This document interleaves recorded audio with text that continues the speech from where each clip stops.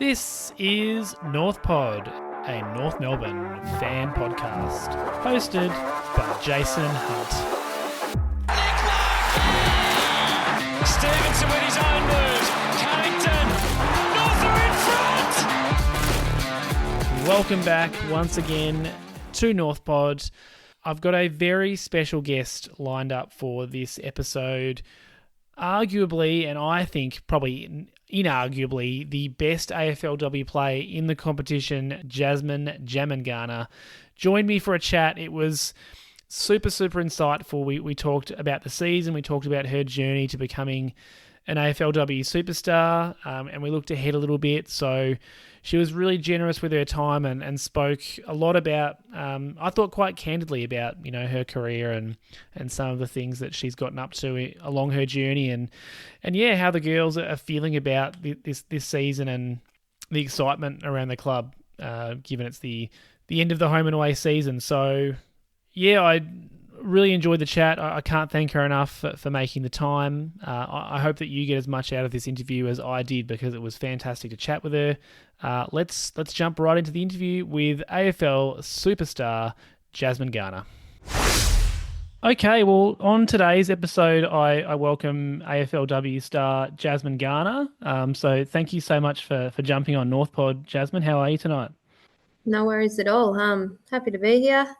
Talk some footy, but feeling pretty good. Yeah, it's been a good season so far, and yeah, can't complain. It certainly has been a good season. I guess let's start with how the season's going, and then we might sort of take a little trip down memory lane. There's one game to go in the home and away season. We're still undefeated, and we're coming off a big win against the Crows on a Friday night. What was the chat amongst the girls after that big win? Yeah, it was obviously a really good win. I think it was our first one at Norwood against the Crows. So yeah, we're pretty happy with it. Obviously challenged late in the last quarter, which was a good thing. And I thought, for a few weeks now, we probably hadn't been challenged. Like the games have probably been done in the fourth. So I thought, us and the girls, like we spoke about, just how good it was for us. We went into save the game mode as well, and we're able to get the job done, where in the past I feel like we've let games slip like that. So it was an important one for us, and even though we haven't officially reviewed it yet, haven't been back into the club yet, I'm sure that's something we'll cover, how we're able to close that game out. And it's definitely a good win at Norwood. Yeah, I guess watching from home, it looked to me as though in that last quarter after Adelaide kicked those two goals, we were trying to really, I guess, junk the game up a little bit, like get that repeat stoppage game. Was that sort of the instruction, to try and just get any flow out of Adelaide's game in that last quarter? Yeah, well, I think I actually didn't go to the bench till last, but just I think we spoke, if teams are going to get a bit of a run on and some momentum against us, stoppages are good. And, if we can just, make it ugly. And, we also had opportunities to score, but weren't able to. But then, once we realised that, the game, we can, save the game from here. And it was good practice for us because, like I said, we hadn't been really able to do that in the last, few weeks, as games haven't been that close. We were able to do that. We, slowed it right down. It was, some ugly footy, but we got the job done and got the 4 points. Yeah, we don't mind if we're winning ugly, so long as we're winning. You yourself played a fantastic game, had 27 touches and kicked a couple of goals. It feels like you really rise to the occasion when you're playing against those better sides. Is that something that you, I guess, pride yourself on, or do you enjoy coming up against that strong opposition? I think, everyone, you definitely love playing against the good teams. And, Adelaide is a team that we, have the most respect for. They've been the benchmark of the competition for a long time. So, anytime you come up against them, you want to put in a, really good performance and I guess do whatever you can to help the team get over the line. But, I think I've just been able to be consistent and, the body's feeling good. So, and sometimes, you end up with a couple, which is nice as well. So, definitely happy the way we've been playing. Hopefully can string a few more games like that together and, yeah, definitely looking forward to the final series that's to come. Yeah, it's nice to have now a top two spot locked up, which is, I guess, there's still one game to go in the home and away, but I guess it's nice to know that you've got that assurance that we've got a home qualifying final. You had a couple of, I mean, both your goals were kind of quick snaps. I think one was from a stoppage and one a crumb. Like, is that? First of all, I don't know how you do that. You get the ball onto your boot so quick, but do you enjoy those kind of situations where you're just playing on instinct and you're playing it fast as opposed to, taking your mark and having a set shot? Is that something that I guess, which of those do you prefer, a set shot or a quick snap like that? Yeah, I don't really have a preference, but yeah, I guess I find myself, as a midfielder, sometimes you find yourself, just grabbing the ball out of, a pack or a stoppage or whatever it is, and you have to quickly get it onto your boot. And yeah, that's something that we practice at training as well. I know last year we did a lot of it where it was when you play against these good teams and these high pressured teams, you don't have a lot of time to get it on your boot. So sometimes you just got to get it and kick it. It doesn't matter how it looks, but you just got to gain meterage, and it's definitely something that I've worked on. And yeah, one of the girls, Lulu, she actually mentioned to me after the game. She said like just the way I'm able to get the ball on my boot so quick is something that she loves about my game. And yeah, I guess it's a skill that it's worth practicing, because the time you get against these good teams, it's not a lot of it. So you have to be able to get the ball quickly onto your boot under pressure. Yeah, it must be just, I mean, I'm barracking for you, so it's great for me, but I think as an opposition player, it must be so frustrating to think, we've got her shut down and she's all of a sudden she's snapped at 45 meters off one step. It's a great skill to have. Something I've noticed, and I don't know, maybe I'm reading too much into it, but it seems to me as though when you're, kicking a drop punt, when you've got some time, the way that you hold the ball, or I guess your ball drop looks to be, I guess, a little bit unusual. You seem to hold the ball a bit higher up as opposed to lower down like a lot of players do. Like, how is that something that you've trained? Is that based on the size of your hand? Like, why is it that you're holding the ball so high, or do you hold the ball higher than? Am I saying things? No, I definitely do hold the ball higher than usual. I think it's just something I've done, ever since I played, since I was, 8 growing up. So I've had, a few coaches comment on it during my time. I actually had one coach that, kind of wanted to change it and all that. But yeah, like Croc, obviously, he doesn't care what it looks like. I think, as long as it feels comfortable and you can execute from A to B, that's the main thing. But yeah, I think it's a unique style. I think you see a lot of girls are, and the size, the shape of hands. I've actually got bigger hands, but I find it easier holding it up higher, and I find that the ball drop from the bottom of the football to my boot, there's less movement between that, so I find that I can kick it straighter. Holding it that way, so each to their own, and I think it works for me. Yeah, definitely works for you. I'm not going to try to suggest a change there. It's been working for you very well. I guess let's talk about how you came to football. Then let's go backwards a little bit. How just first get into football? What were your, I guess, early memories of playing the game? I guess growing up, I played a lot with my cousins just on the street. There's a lot of kids do just kicking the footy, and footy was big in my family. Yeah, we all love it and barrack it. I'm growing up. I was a Carlton supporter. My brother and dad Hawthorn, mum Collingwood, cousins Hawthorn. So we always went to games, and we always played it on the street. And one day when I was kicking the footy with my cousin on the street, a neighbour just come up to us and asked if we wanted to come join the local footy club, which was down at Yarraville, Eagles. So I went down there and joined, and haven't looked back. I've just loved it ever since. I've tried a few different sports throughout my childhood. I went to basketball and netball, cricket, but footy was always the one that I loved the most. And it's the one that I stuck at, and I'm glad I did, because now I get to play in the AFLW competition, which is pretty cool. Yeah, it's worked out pretty well for you. When you were at Yarraville, was that playing like in a girls' side, or what was the situation there? Yeah, back then it was just mixed. Well, I was Hmm. probably the only girl for a number of years. There wasn't many girls playing back then, so I played there until under 14s. And then I had to stop playing as girls weren't allowed to play with the boys Yeah. anymore. I had the year off because I didn't know women's footy existed. And then, a mutual friend who I'm really good friends with now. She contacted me and asked me to come down to St Albans Youth Girls. So I went and played there for a few years and then ended up at St Kilda Sharks, where I played a bit of my senior footy and then was drafted from the Sharks. Gotcha. And so you mentioned it before that you were a Carlton supporter growing up, which is unfortunate. Who were your sporting idols when you were, I guess, a junior and coming through the ranks?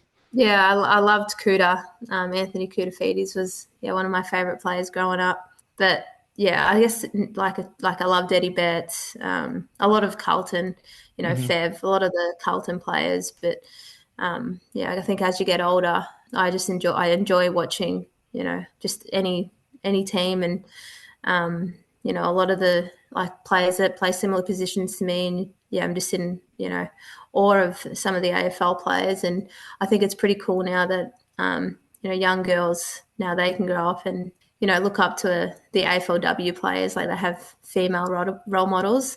Because yeah, when I was growing up, it was all male role models, which is nothing wrong with, but I love that the young girls nowadays can look up to some female players. Yeah, it's fantastic. I couldn't agree more. I read that you wore 43 in homage to Cuda. What was inspired the change to 25 when you came to North? Yeah, I think I just new club, new change. I'm not massive on numbers. So yeah, when I come over to North, I wanted to change a fresh number, and 25 was available. So yeah, I picked that, and yeah, that's just the way it's been. Well, now it's the Jasmine Garner number as opposed to you playing as someone else, which is great. I mean, you go to the AFLW and you see young girls wearing your number, or obviously there's plenty of others in the side that they're looking up to. But I think it's fantastic that I guess you've made a name for yourself that way. You talked about the draft. So what was the process like for you, and how did you end up at Collingwood in the draft? Yeah, so that first draft was obviously a super draft, the very first one. So I just put my name in, nominated. I spoke to a couple clubs before. Carlton was one of them, and Collingwood.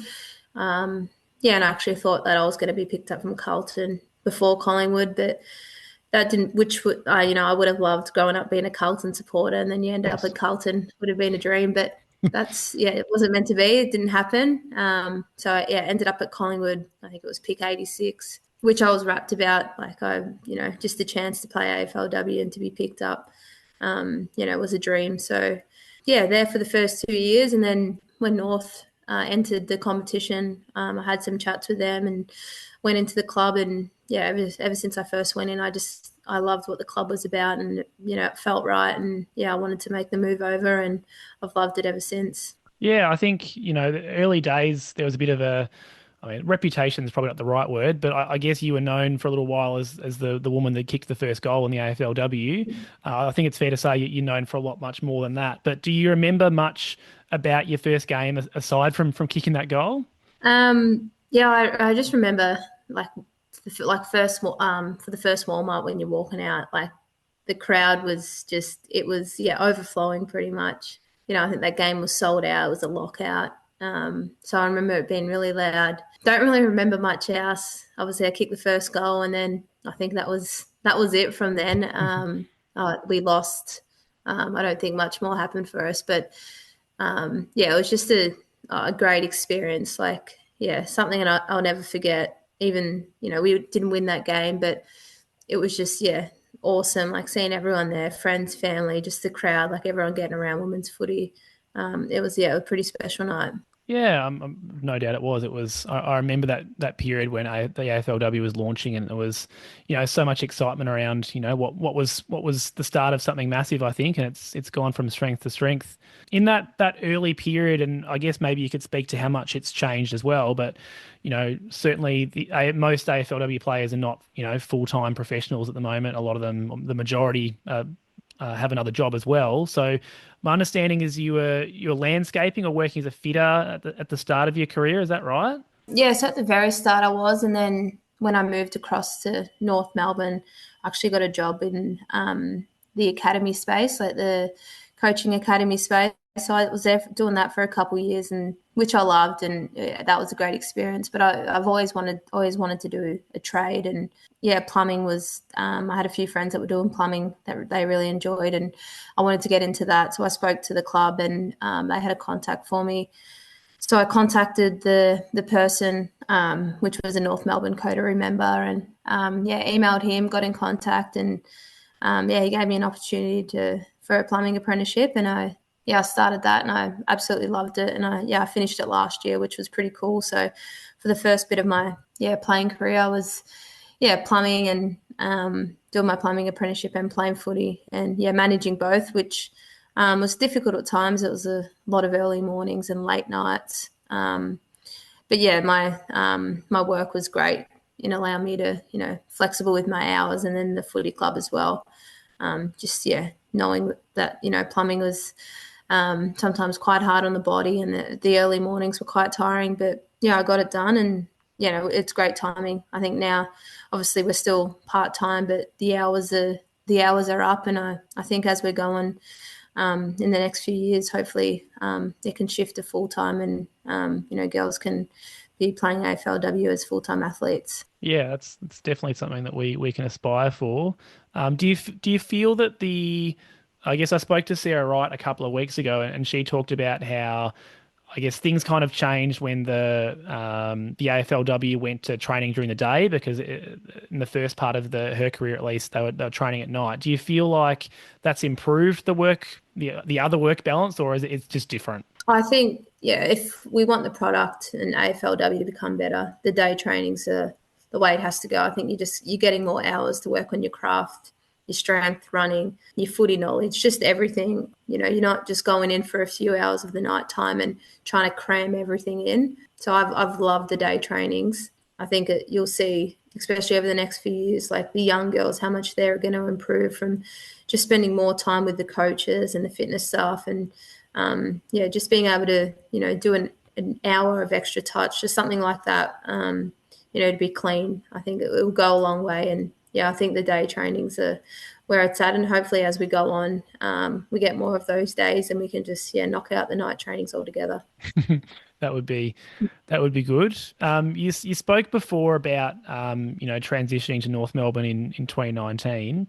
What I guess spurred you on? Was it a want out of Collingwood? Was it just the North Melbourne was a really appealing offer? Like, how did that process go? Yeah, I guess for me, I knew where the competition was at. Obviously expansion, and it was going to expand again.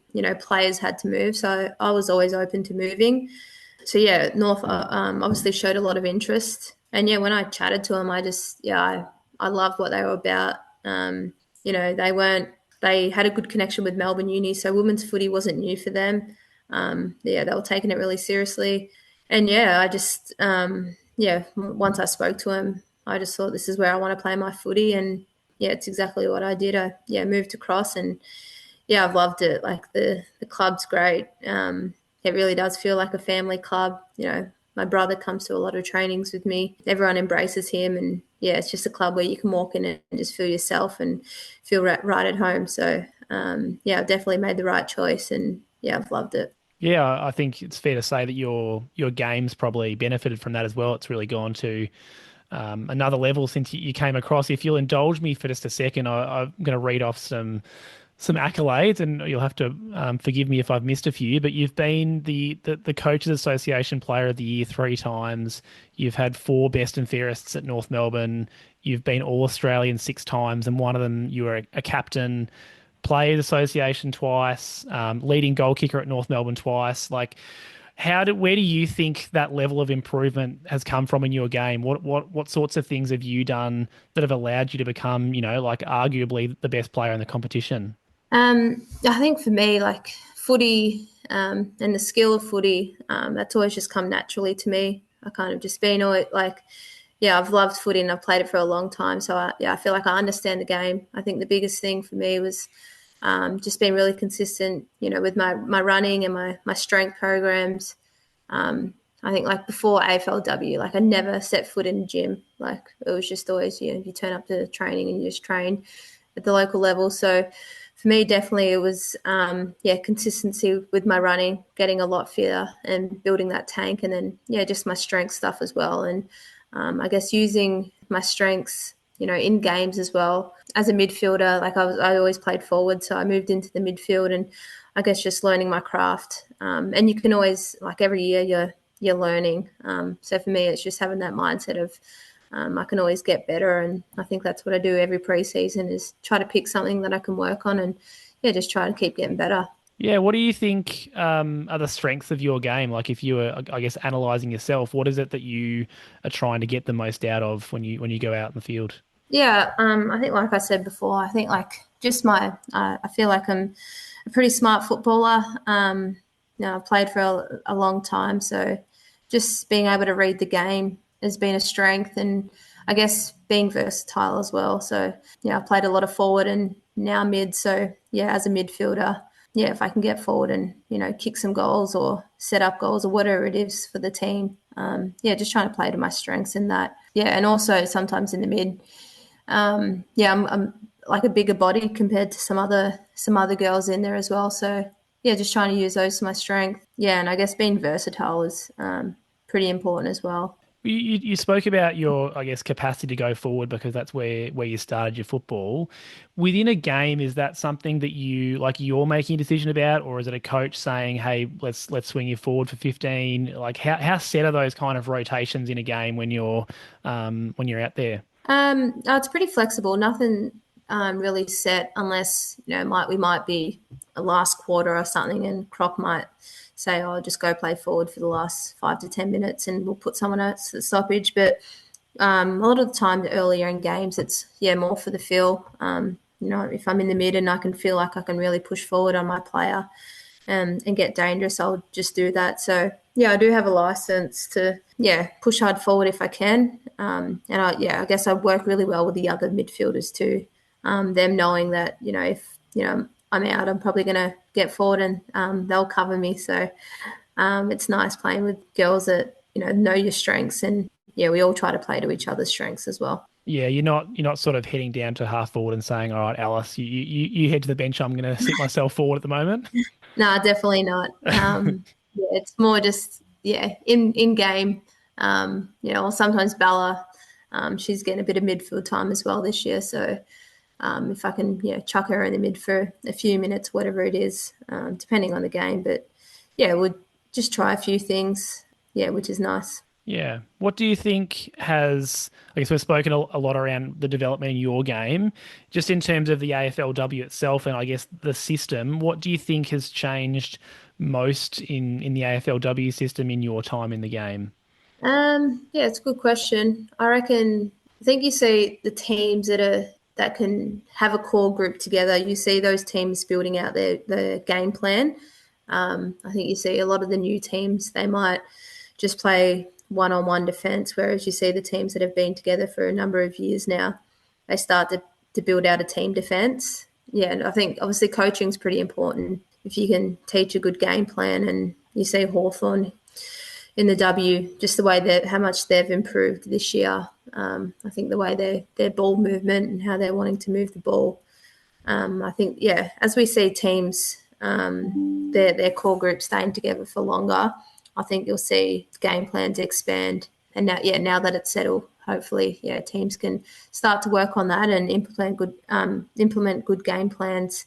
And also, I think, the most important is probably the skill. I think the more time we get for the girls to work on just their skill, and it sounds silly, but just simple things, ground balls and just the skill of footy. I think we'll see a lot of improvement now that we're getting more hours. It was pretty crazy when we just had those night sessions and you're trying to, you had 3 hours to do your warm up, your gym, your running, your skills, your game plan, just everything in that. Like we weren't getting enough out of it. So I think now, with the hours that we get, girls will be able to work on all aspects of their game.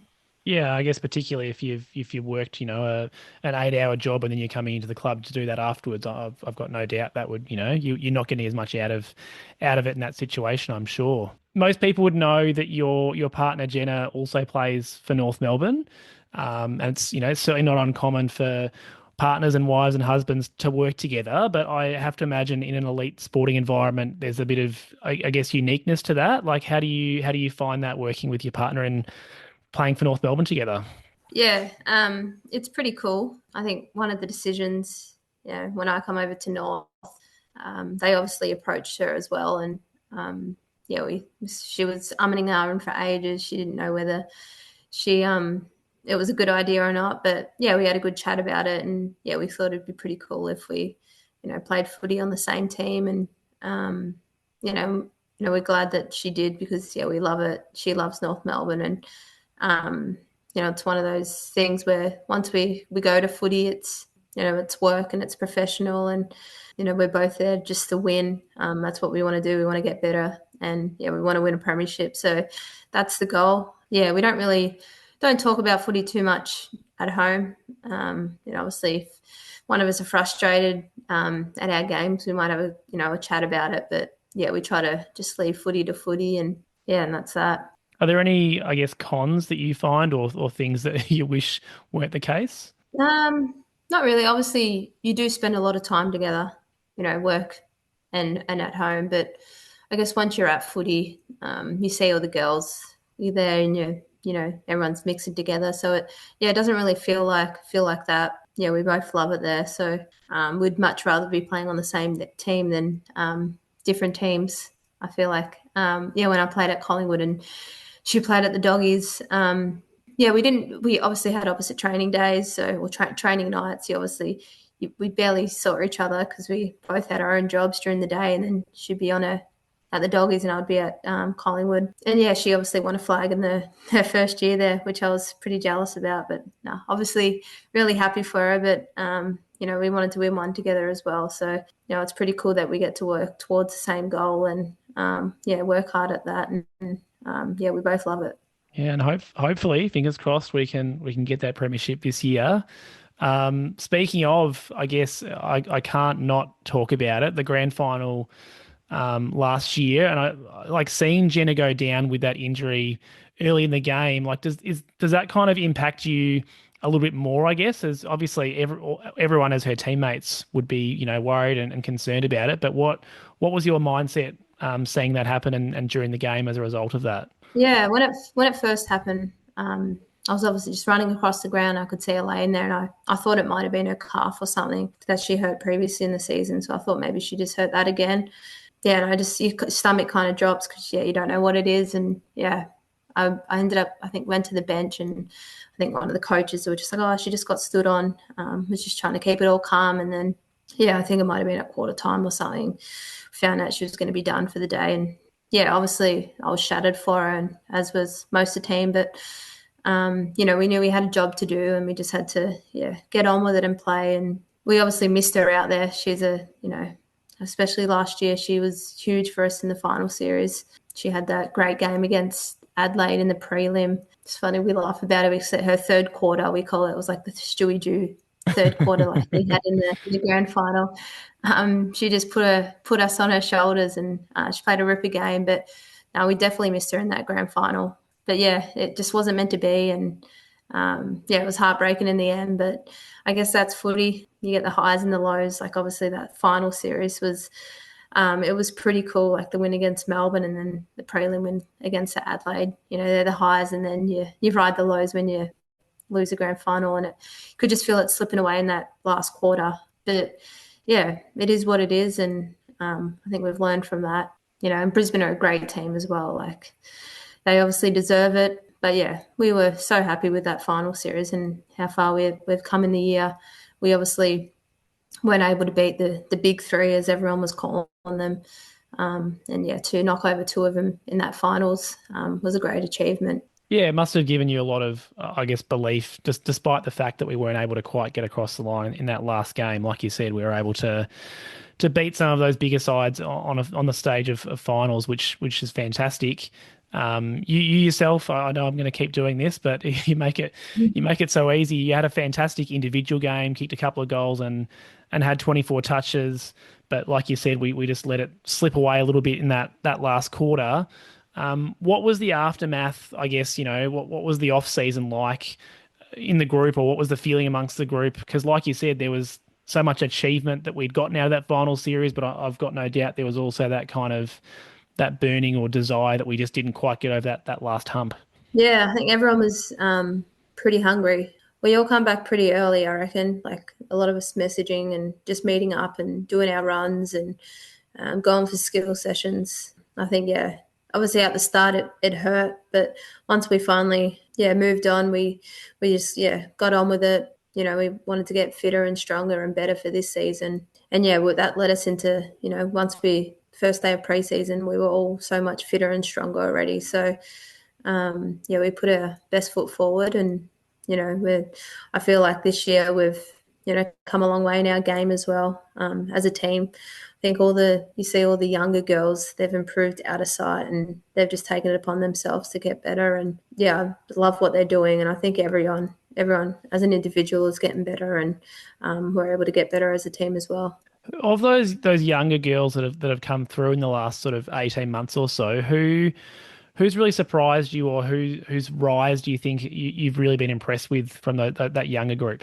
Yeah, obviously, like Taylor Gatt, Tess Craven, you know, Ruby Tripodi, all those girls, even, you know, you've got Bella Eddy and Alice O'Loughlin, like those girls they just keep finding a way to get better. And, you know, it doesn't surprise me with the pre-seasons they've had and the amount of work they put in. And, you know, they're always asking the coaches for feedback and going and watching vision. And, you know, we'll do a training session and they'll remember something from that session and go up there and review it straight away. Yeah, they just want to get better individually, but yeah, also want that success as well for a team. Yeah, I guess that's what makes a fantastic side, isn't it? It's that like the what's the what's the saying? Like they're bigger than the sum of its parts, or greater than the sum of its parts. Like everyone's working towards that same goal.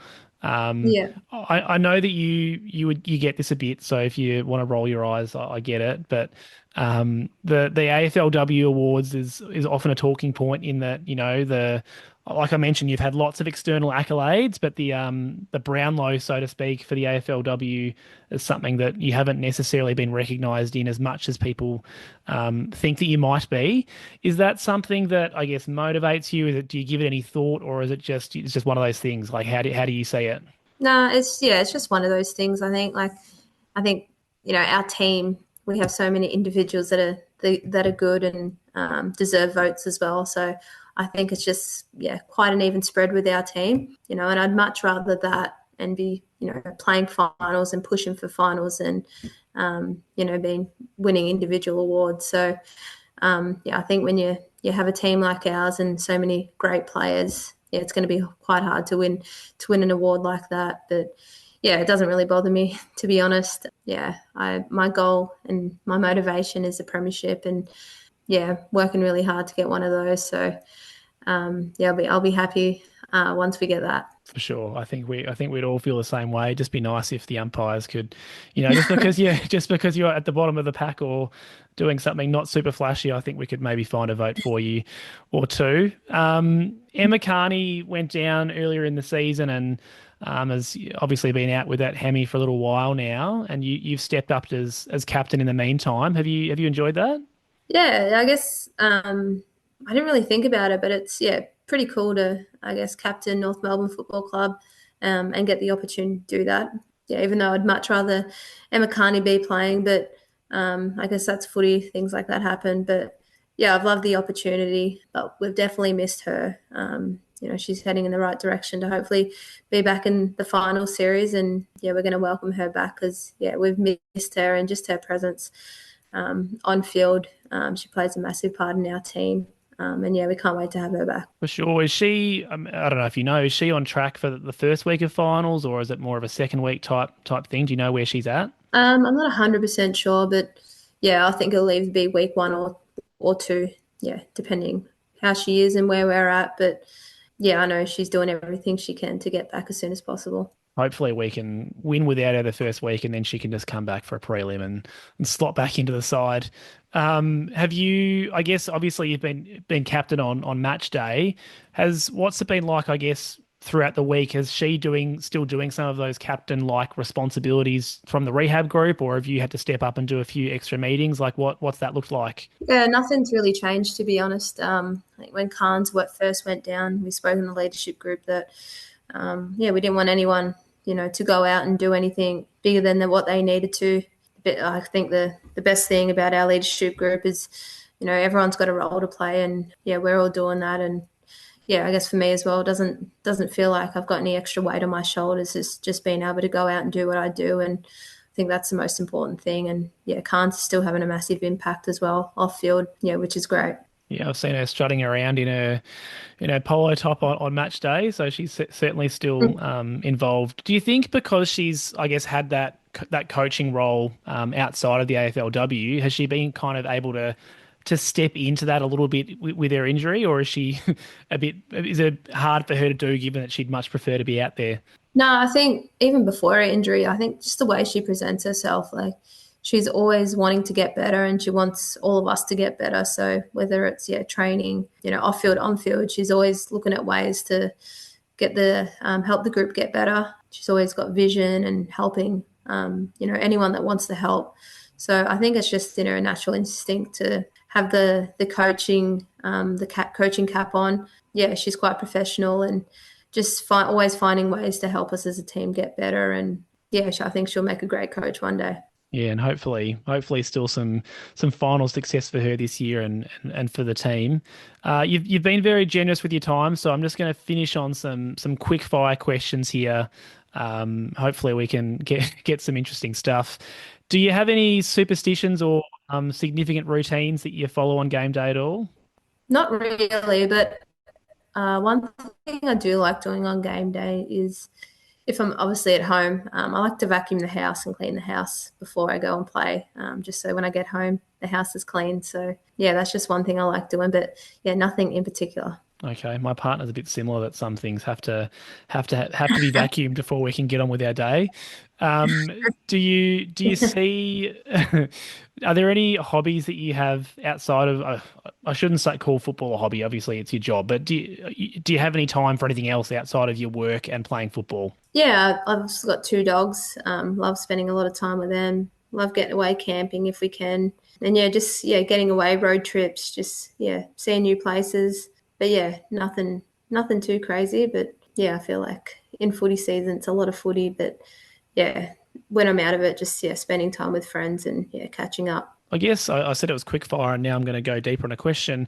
You talked about the fact that you were a Carlton fan growing up, and you've played now for the women's North Melbourne side for quite a while. Are you a football fan for AFL men? Have you found that you've switched allegiances there, or are you just more of a viewer? Like, where do you sit with that? No, I definitely like when footy's on, when Carlton playing, I'll show interest, but now, when North Melbourne the men are playing too, I definitely show interest. And I know myself and all the girls, we always get around the men's, whenever they're playing.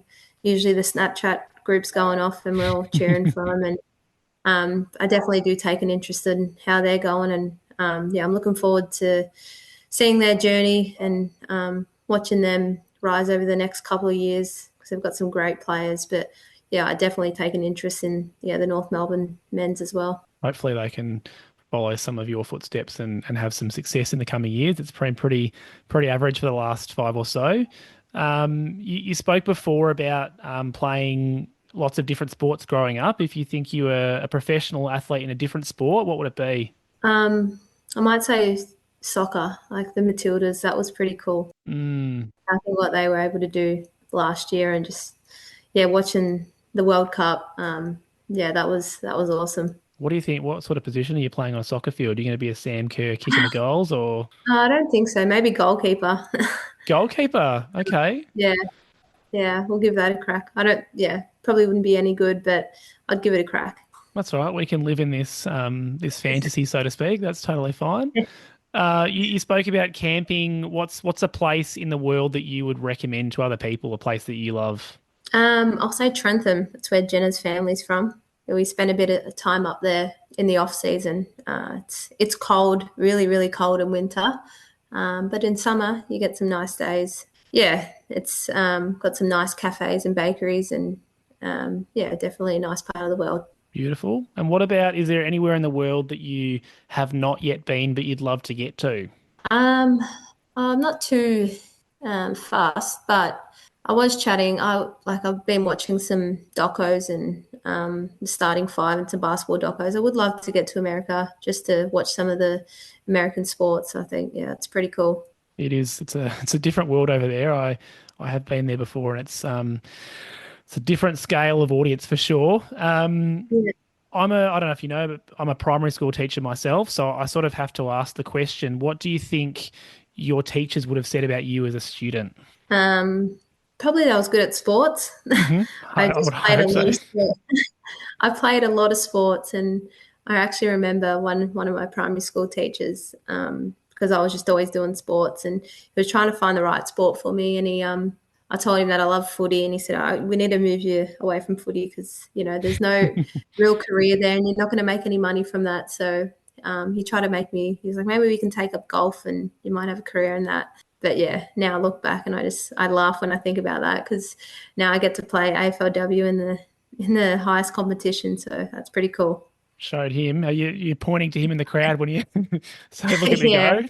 yeah, no, it's and he was in the right mindset. He was Mm. trying to look after me, but yeah, I think that just shows how far we've come with footy. Yeah, 100%. I think, if you'll indulge me for a second, I think I sort of still have an attitude around, like it's certainly harder for women to make, make a living in sport at the moment, but we've come a long way.